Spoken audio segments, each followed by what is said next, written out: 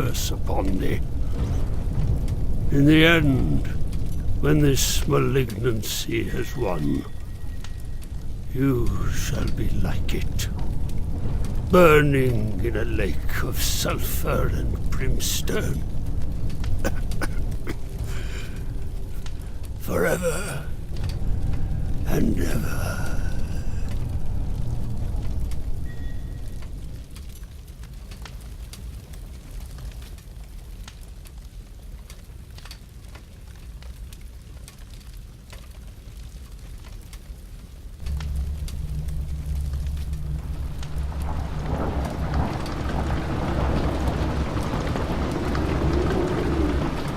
Case of Saesia Manor.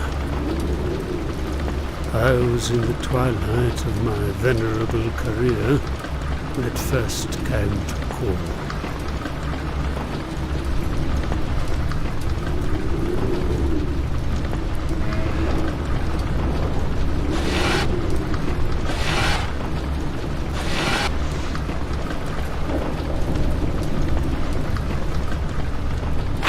Dear Johann Grey, it is with a tenuous grasp on reality that I write to you. I cannot say for certain that I am not simply rent with madness or delirium, nor can I wholly dismiss the notion that I have fantasized such an extraordinary series of events. But not even in my most somber nightmares, ones I have awakened from in cold fright, have I imagined what my mind, body, and soul have been put through this last year. Anton is no longer mad. He has brought madness to our house. Far beneath the floors, I hear the cracks of gongs and the chanting of an abhorrent language as I traps quietly through the halls to busy my mind. I hear from beyond locked doors muffled laughter and disquieting, lapping sounds. Carriages come to the manor nightly.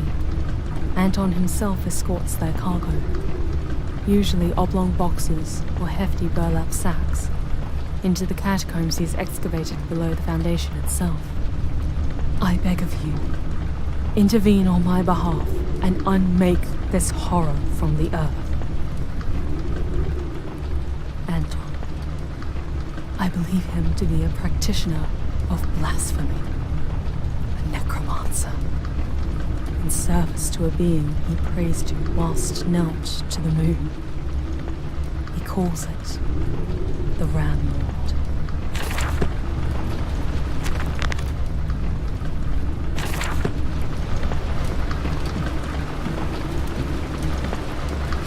Your words were brief, hunted, but your resolve to survive was commendable. But now I understand that surviving wasn't your choice, was it?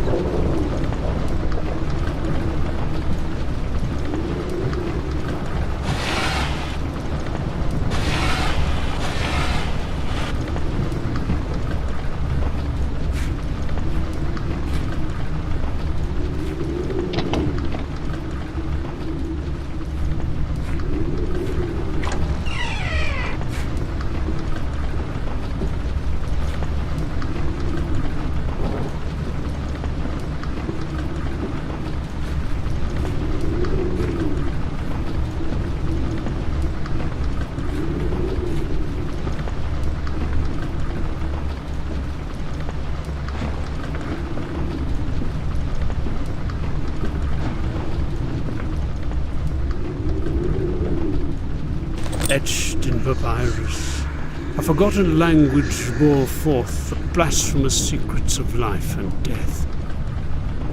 Was it heretical of me to study? Of course. But it would never once fail me, even until my end.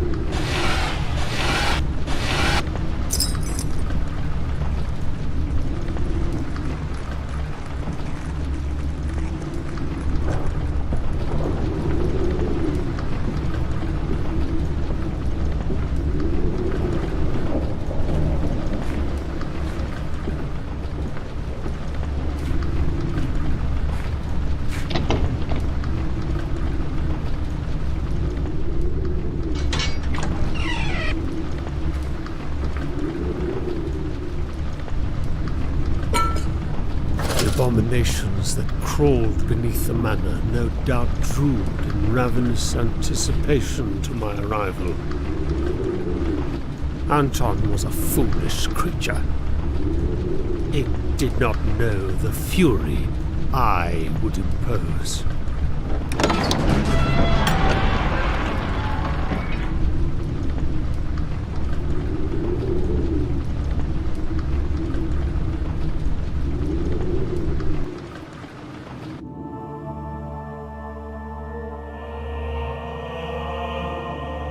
The first time I laid eyes upon Saisir, I felt overcome by an insidious aura, as if the manor itself was regarding me with contempt.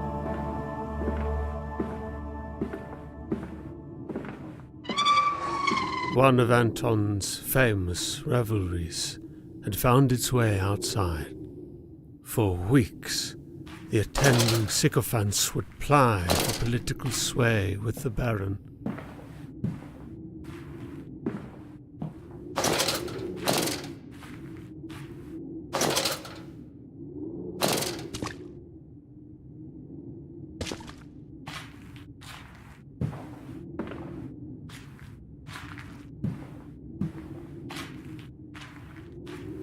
I found that the main entrance was locked, but there were answers in the outlying building.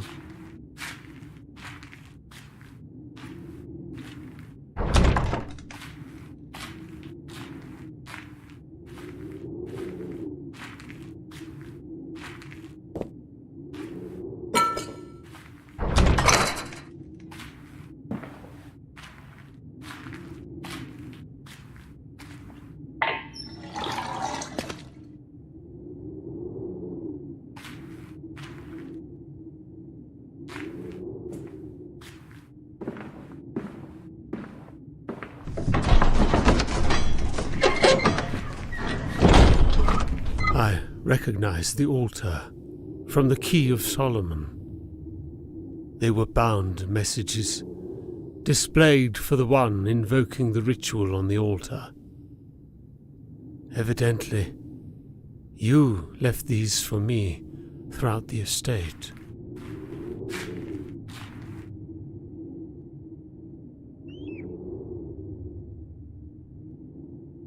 With the words recited carefully, I was transfixed by a perplexing feeling, like a dream that I could control. Going outside, a conversation carried forth that led my way. It was between Anton and Emilia.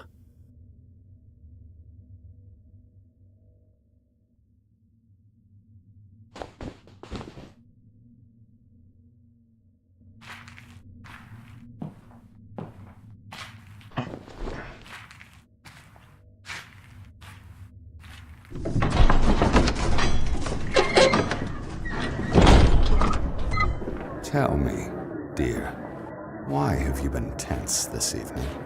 What do you suspect of me? Who are these people? They're not local. I thought this evening was to celebrate our marriage. So where are our families, our courts, our friends? These are an envoy of private individuals. From far-flung lands they've come to indulge in a particular fascination. One that is mutual. Our marriage is dear to them, too. Don't worry. Although, maybe not for the reasons you suspect. Enough. I don't want to hear about this. Good night. Oh, my love. Soon you will understand.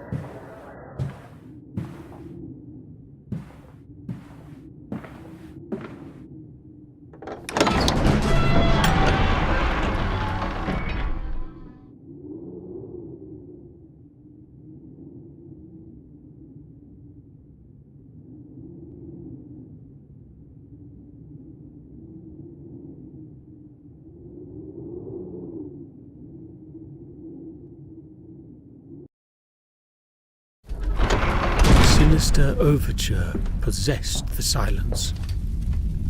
Overcoming the suffocating dread, I plunged forth into the void itself.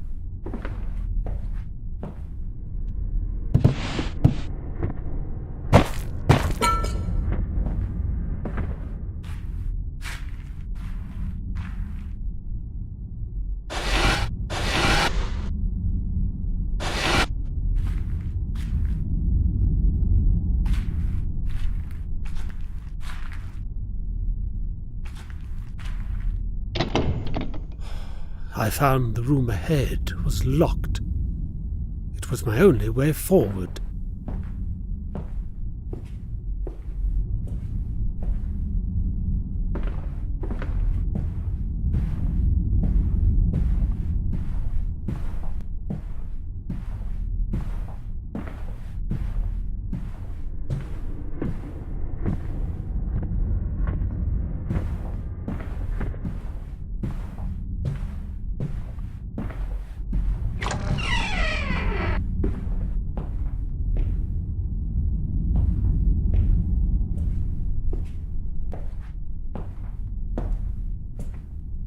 I felt a mournful presence in the suits themselves.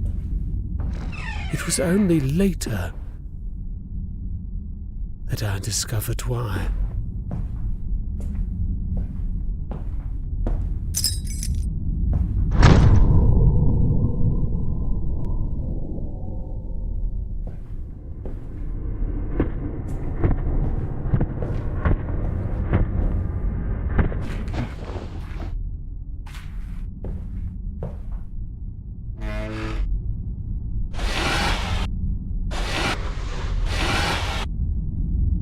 Amelia, against her will, has informed me of her plan. While she did not reveal the means she used to smuggle out the letter, I was told it was you who was the intended recipient. And so, Witchfinder, I declare you a mortal enemy. Whatever you imagine to comprehend about me or my great work, make no mistake. You are woefully ignorant. Revenants of abhorrent malignity dwell restlessly beneath your feet. Already, they smell your fear and salivate at the thought of your descent. Know this, fool. After I break your mind, your body, your soul, I won't kill you. I will torment you relentlessly until the last of the stars wither in eternal, frigid solemnity. Madness.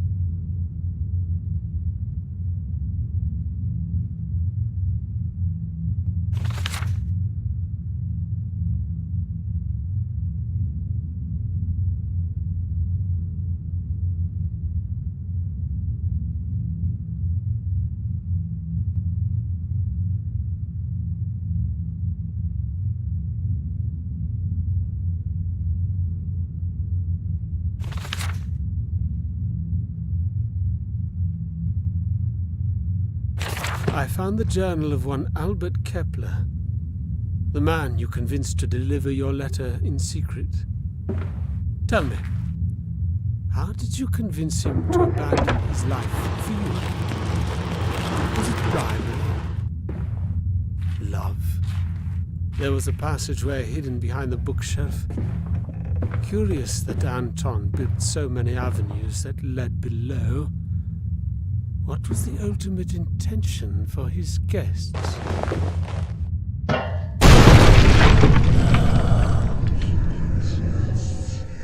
And so, I fell into the ravenous jaws of Cycia.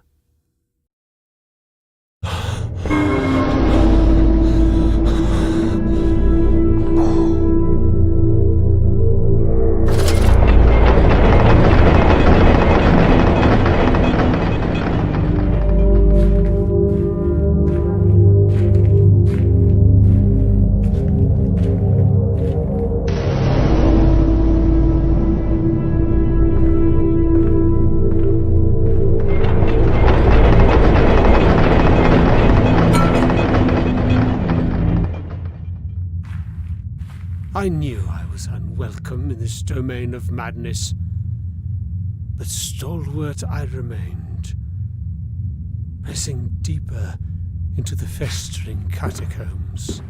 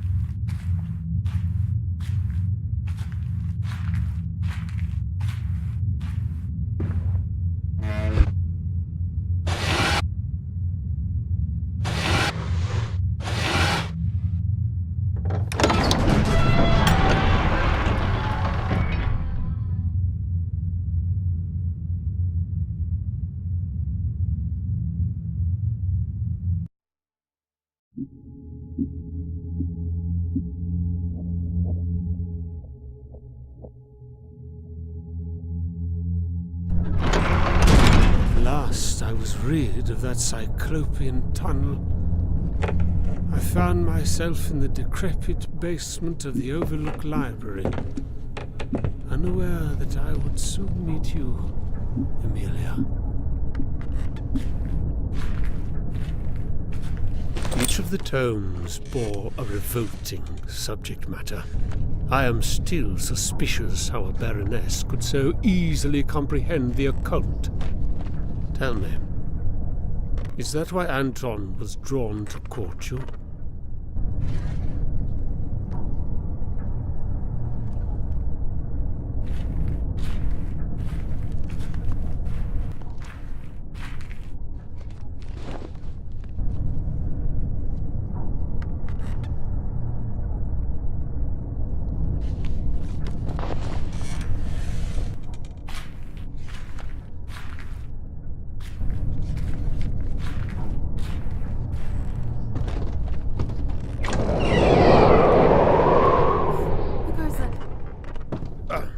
It is Johan.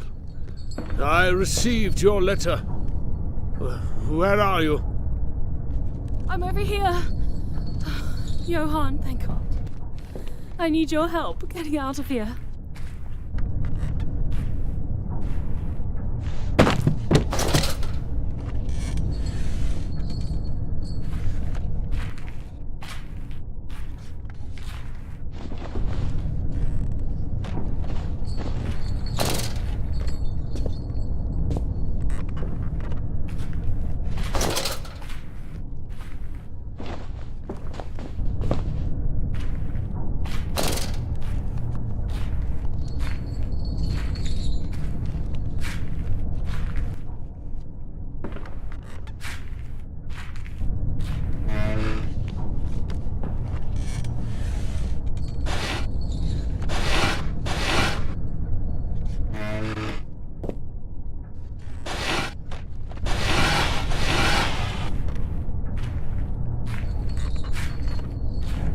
I don't have much time to explain. Anton has sealed me within this library as punishment for disobedience. I was in the cellar, preparing a ritual to free myself, when one of his damned servants was sent in here to keep an eye on me. I fled into my study and locked the door. I need you to finish what I started. That way, we can both be free. My aim was to remove his incantation against me. To complete this, you'll require a few of the tomes around here. I left one in the cellar. The other two are near the historical chamber upstairs, I think. I remember I accepted your proposition. I would complete your ritual. Ha! Such a fool I was to believe your intent was pure.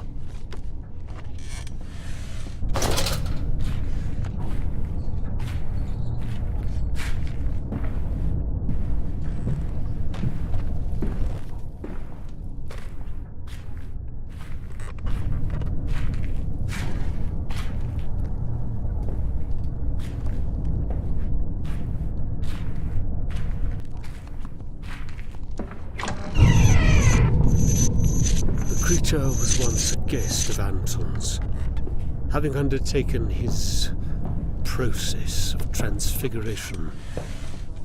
What a horrific notion. To be the embodiment of malign, eldritch madness, paralyzed of control, locked behind your own eyes.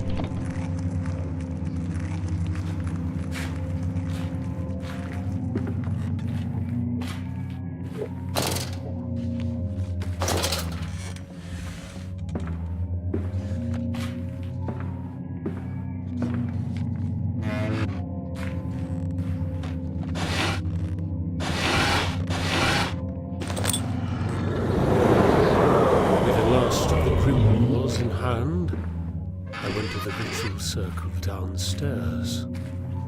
As swiftly as I could, I unbound the spell, sealing Emilia to the library.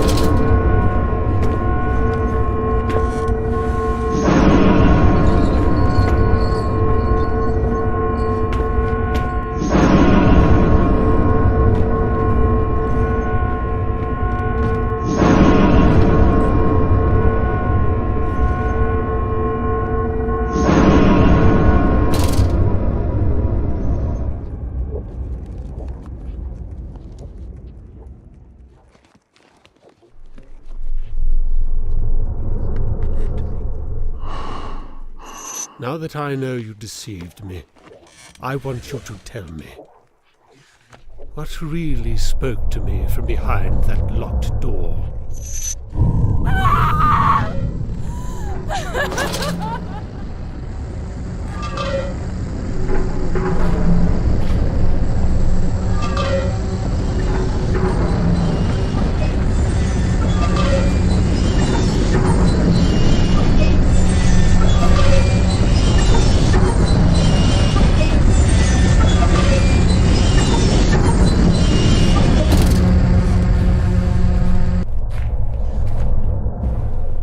The room was dark, permeating with an unnatural energy.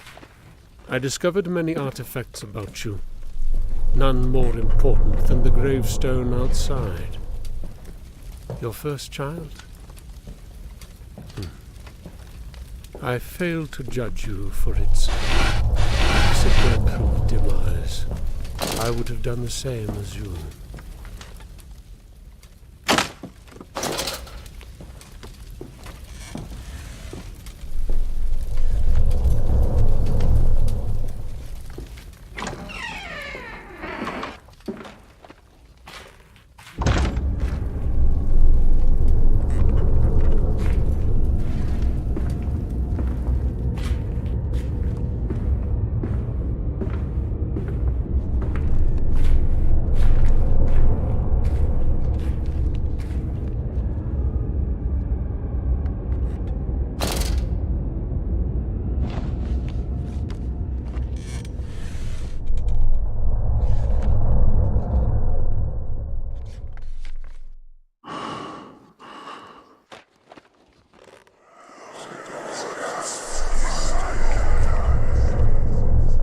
As I meditated above the tombstone, I felt my consciousness transform into a fleeting dream. In a vision, I would gaze through your eyes, witnessing horrors without comprehension.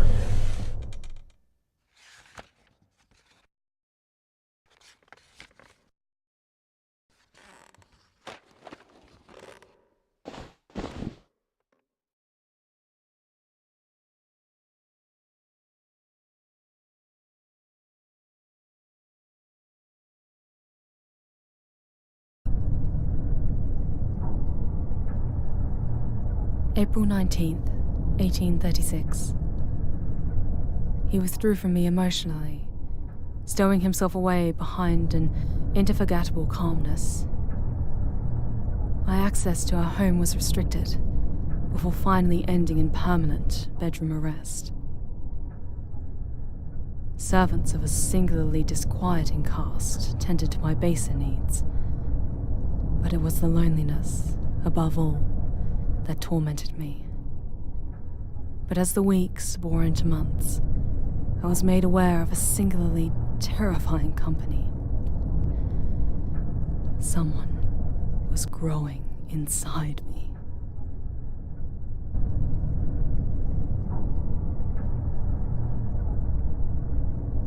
He was stillborn. Why did you do this to us? What? Anton, I did not harm the child. How did you kill him? I just want to rest. I'm so tired. How did you kill him?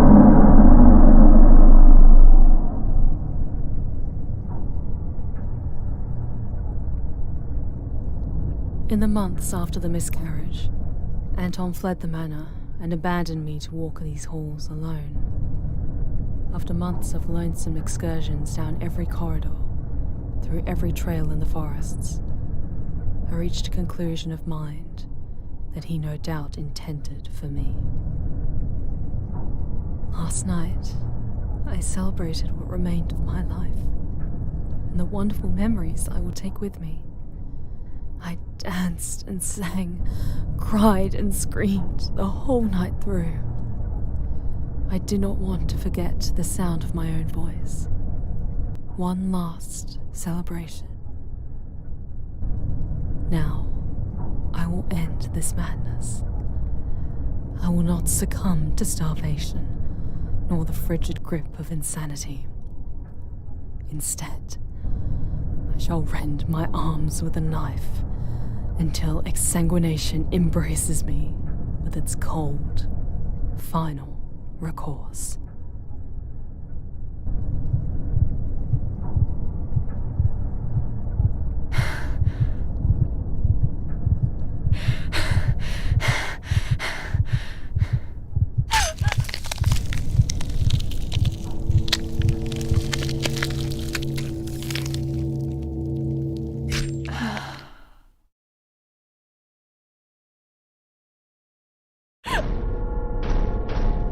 Amelia, dearest, you're awake.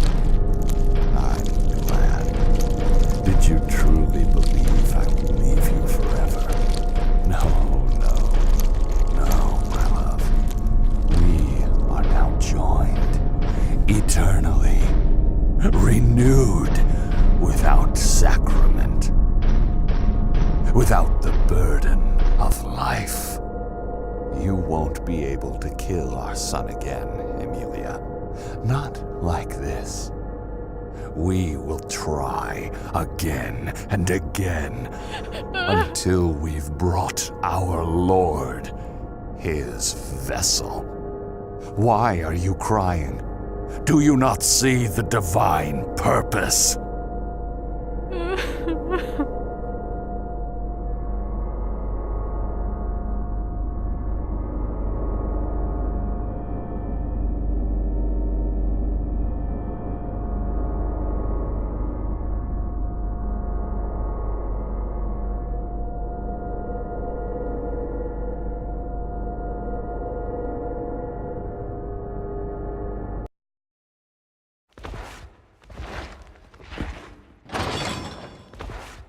Your incantation left me unconscious, only to be discovered by Anton's lurking servant. I have a dim recollection of being dragged deeper and deeper into the bowels of Sicea. I came to my senses in pitch blackness. Irons cut sharply into my wrists, and my feet were bound at the ankles. Suspended to the wall, I awaited the arrival of my captor.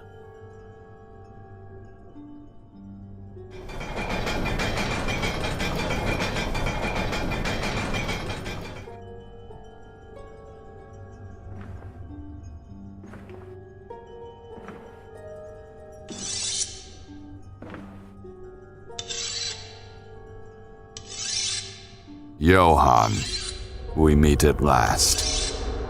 Welcome to my home. Welcome to Sacia. It is a curious thing to be found in places not known. Tell me, how did you discover my secret? Who told you of my particularities? Surely this will help you remember their name.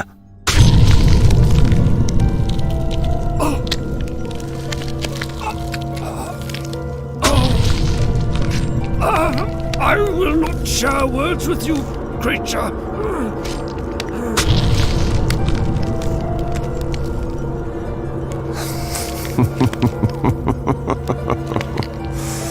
No matter. In time, you will reveal all to our Lord. Good night, Witchfinder.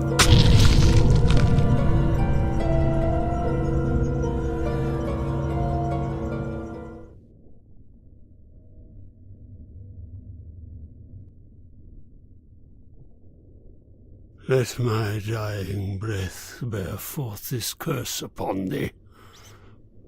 In the end, when this malignancy has won, you shall be like it, burning in a lake of sulphur and brimstone. Forever and ever.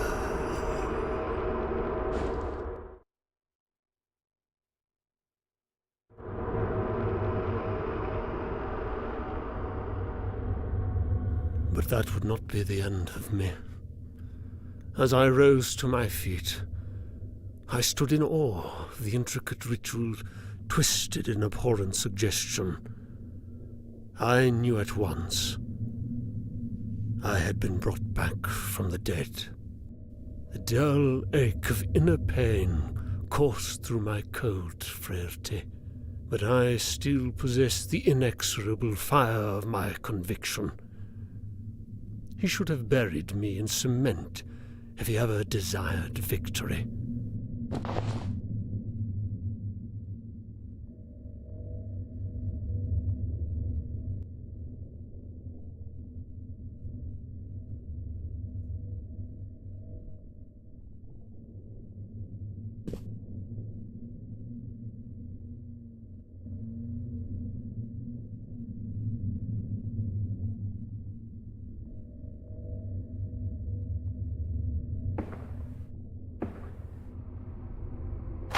The Master wants to meet you, Johann. So he has commanded I bring you back. A pity, but I dare say I will enjoy the sport of killing you over and over, on and on, until your very soul is broken. Come, join me in the Priory of Sacia. You have much to discuss with my lord.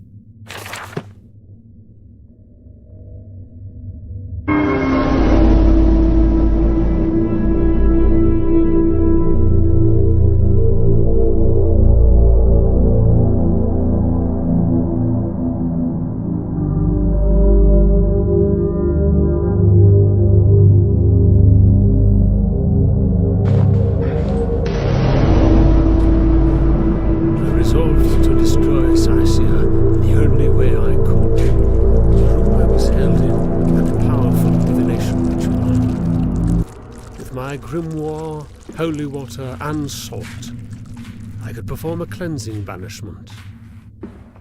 Anton was no doubt in possession of these, in fear of raising up that which he could not put down. If I was successful, all of the unhallowed souls interred beneath Sacia would forever be dispelled, rendering a Pyrrhic victory at the least.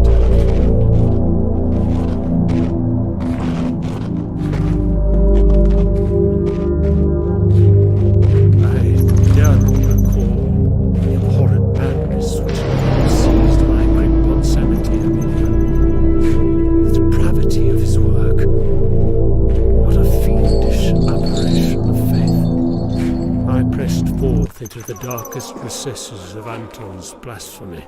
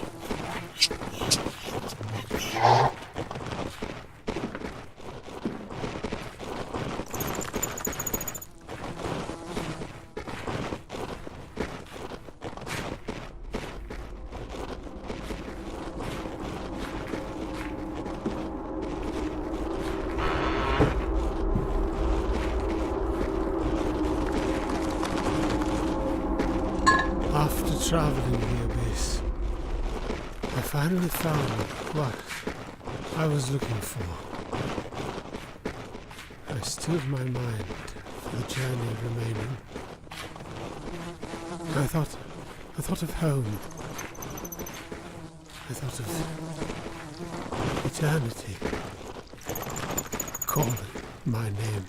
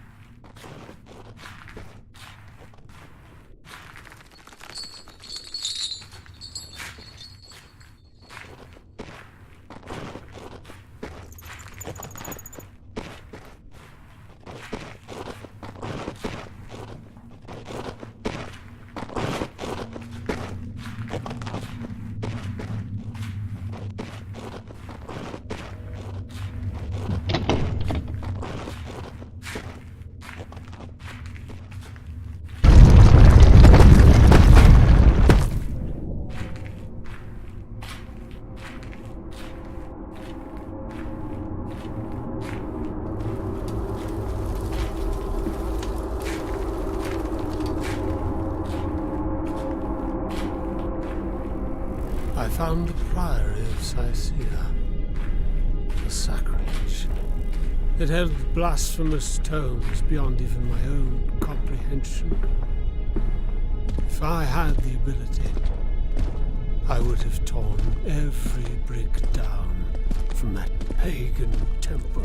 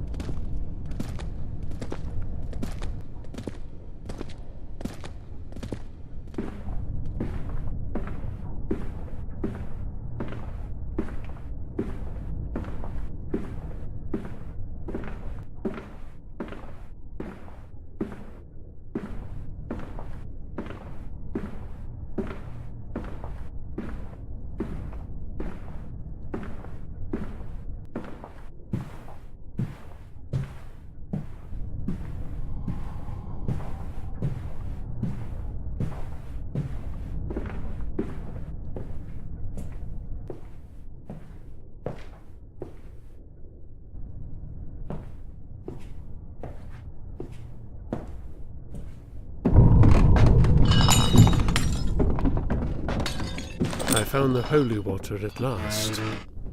I crept out of the priory, with only a few tasks left.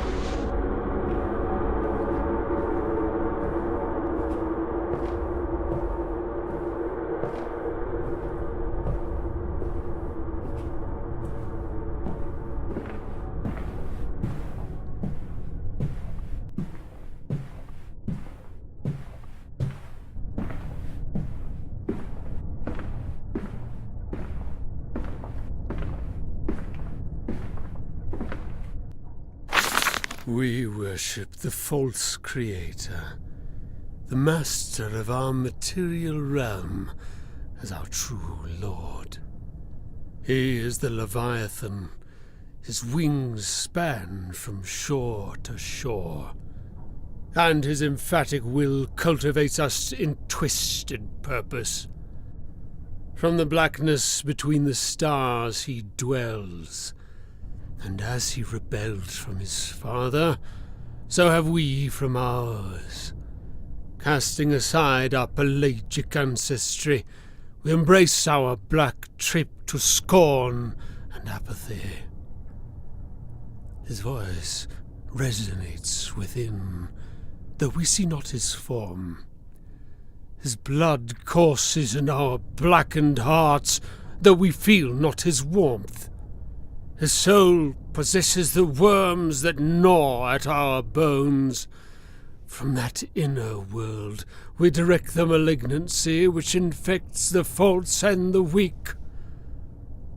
Only from below can we truly see the heights.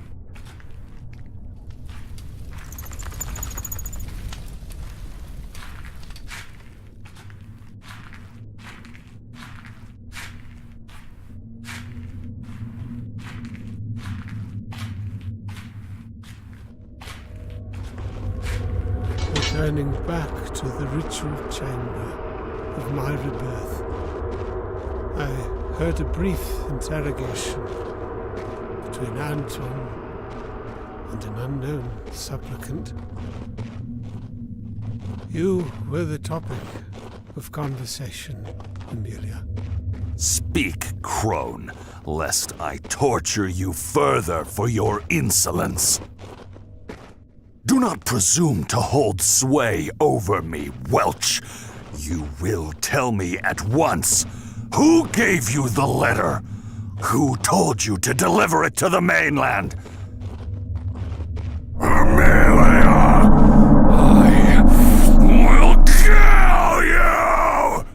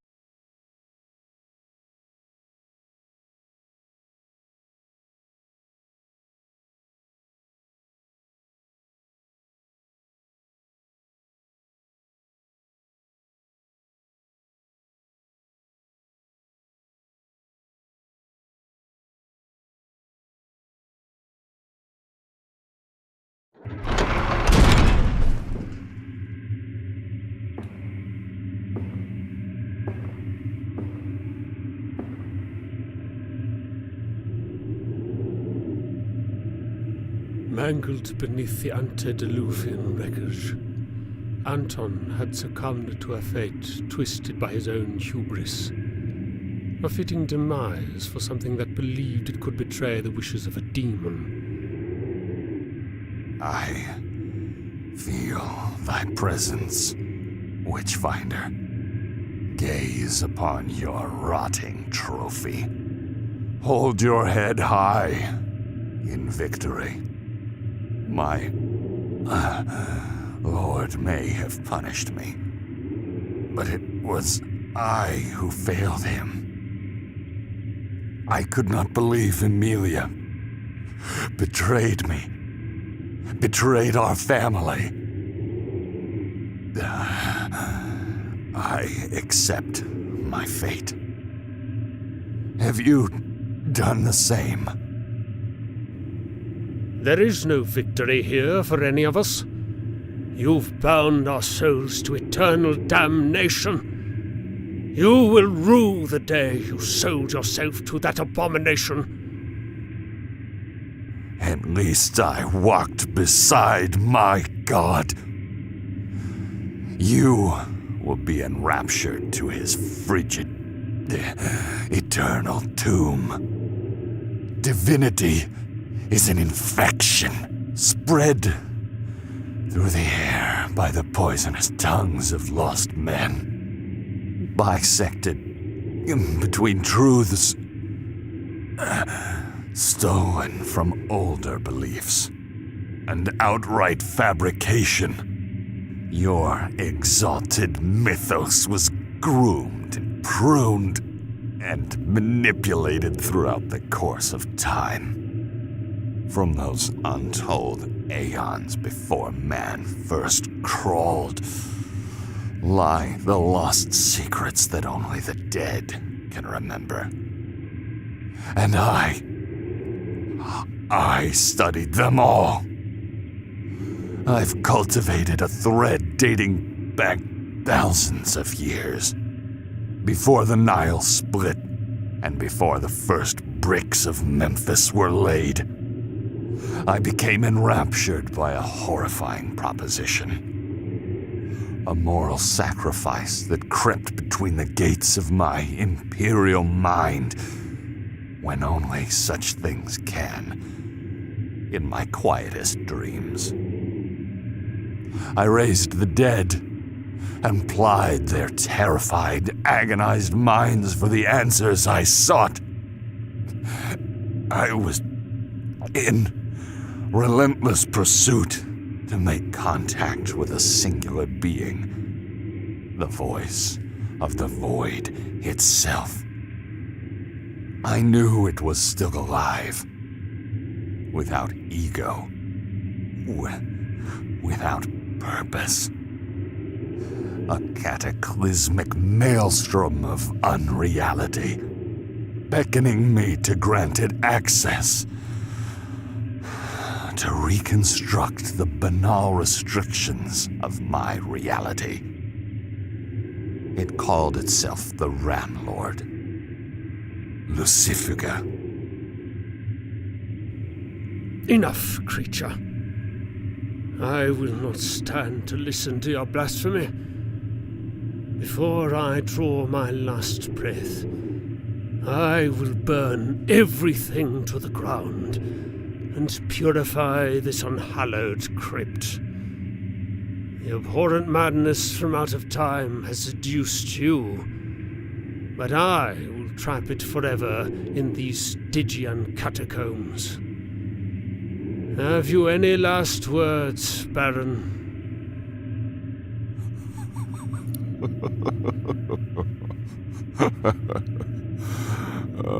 Last words. I am already dead. Forever, I will lie beneath the weight of my failure. The earth can assimilate the rotting, for sure. But I or join the chorus of screams buried underneath the very stones of Sicea. There is nothing left for me upon this world. My only love has betrayed me. You seek my damnation, and my Lord has forsaken me. Show mercy, Witchfinder. When you have won, burn it all.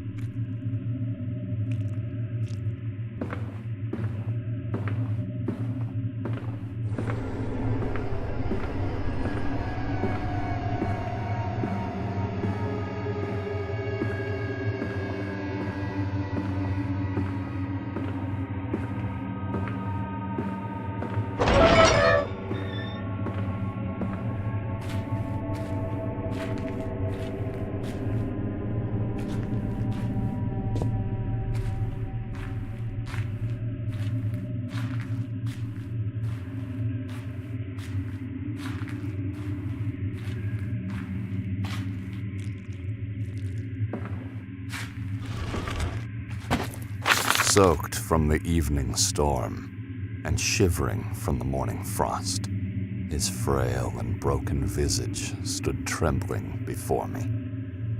But he was not dressed as a vagrant. His attire bespoke a curious, weary disposition. Wordlessly, I invited him inside. Watery gray eyes stared through me, conveying an aspect of distraction. He kept pace with me through the halls toward a guest suite, where his needs would be tended. An insidious smile crept upon his face as his head swiveled from side to side, gazing up at the portraits of my ancestors. Never once did he remark verbally. We came to a halt outside the room. I moved opposite to him and propped the door ajar. A made bed, warm lanterns, prepared table, and calming aromas of incense beckoned to him. He looked sullenly upon me and made a single utterance. Below. Without reply, I closed the door. He continued his walk, showing an obvious intention to the direction this time. I followed a few paces behind him, trying to better understand. His gait had poor form, but not a soldier's limp. His arms were held against his sides with purpose, and his head only averted to gaze upon portraits. He took me through the east wing with only our footsteps to break the tension. Reaching a main junction of stairs, he paused briefly before disrobing. The frayed cloak of maroon fell, revealing a maimed and bandaged frame.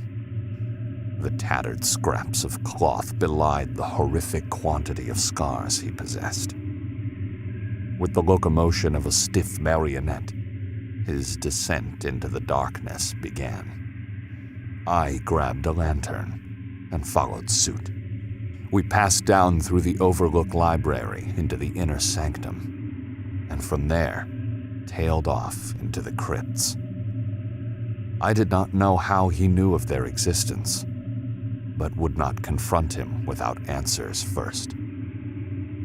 With only the sting of my lantern light to pierce the miasma, I crept forward in an attempt to keep up with the traveler, whose stoic march continued, undeterred by any obstacle or sense. We reached the inner bowels of my art. Digouts holes and vaulted chambers dedicated to the nuance required for the interrogation of the deceased.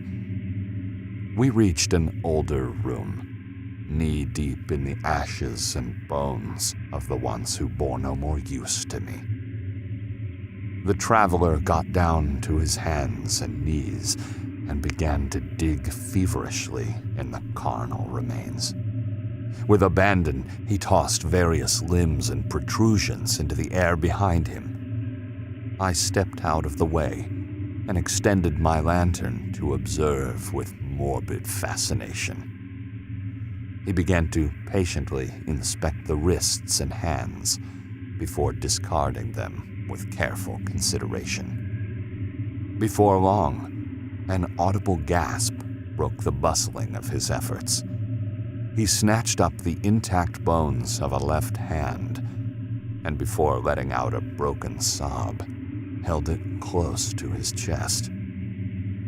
Now completely unaware of my presence, I stooped low directly next to him and inspected the hand. It was from a woman, a ragged indigent who only cried for mercy, if I recall. Of all her presumptive humanity and uselessness in answering my questions, she did bear a singular quality. From birth, she was missing her last 2 fingers.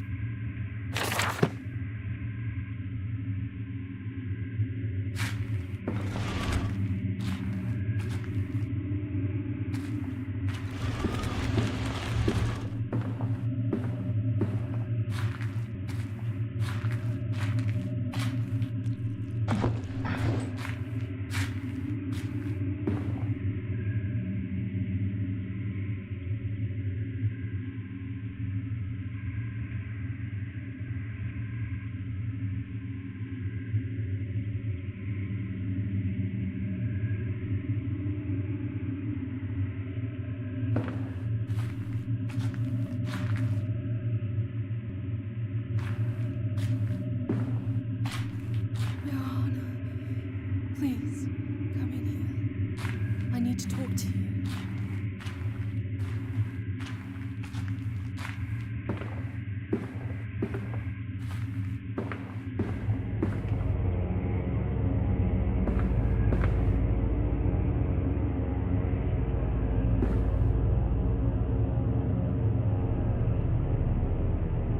You removed my arms, my legs. I was powerless to stop it. You know what I must do. Please, just make it swift.